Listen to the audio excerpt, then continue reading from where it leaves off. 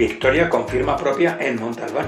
Marc y Lidia Montaner ya son historia al convertirse en los primeros vencedores del tramo de tierra de la localidad turolense.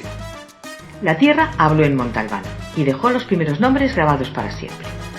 Marc y Lidia Montaner ya forman parte de la historia. Los gerundenses conquistaron la primera edición del tramo de tierra con una actuación tan sólida como inteligente. Todo empezó en el primer tramo, ahí construyeron la victoria, ahí marcaron la diferencia. Después tocó resistir.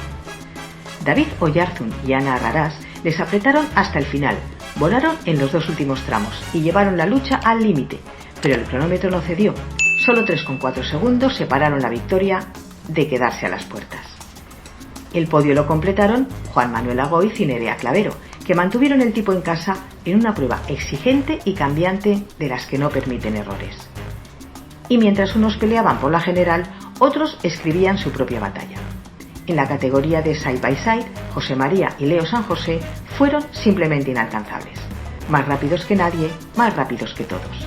Su Can-Am voló sobre la tierra hasta firmar el mejor tiempo absoluto del día, 1 minuto y 20 segundos por delante de los turismos.